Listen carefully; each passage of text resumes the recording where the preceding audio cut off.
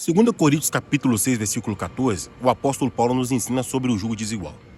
E ele usa essa figura de linguagem para explicar para os crentes em Corinto que eles não deveriam se colocar em parceria, em sociedade ou principalmente num casamento, no matrimônio, com aquele que não fizesse parte do reino de Deus, que não fosse um crente em Cristo Jesus, pois isso traria graves problemas. E ele utiliza essa figura de linguagem do jugo, ele traz essa explicação, porque o jugo era uma ferramenta que se utilizava para colocar sobre os bois que puxavam os carros de bois. E geralmente era colocado sobre 2 bois. E esses bois tinham que fazer força na direção comum, na mesma direção, para que não houvesse desperdício de força, para que não houvesse um descontrole no carro de boi que eles estavam puxando.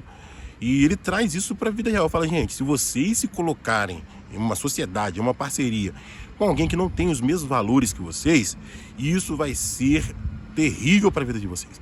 Chegará um momento em que uma escolha deverá ser feita. Você vai precisar escolher pelos valores de Jesus e aquela pessoa, se ela não for cristã, ela não vai ter a mesma escolha que você. Pensa numa sociedade comercial. Vamos dar um exemplo.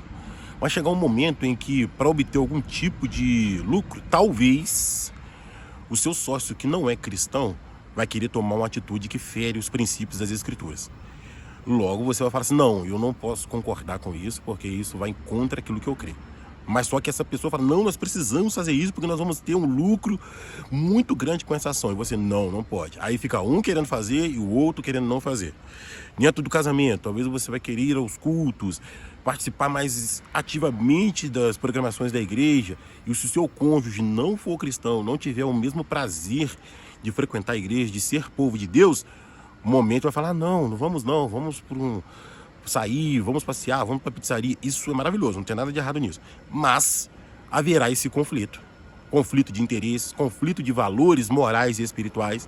Por isso que o apóstolo Paulo adverte e fala, gente, é pecado vocês se colocarem em parceria, em sociedade ou em algum tipo de matrimônio com alguém que não faz parte do povo de Deus, com alguém que não é crente.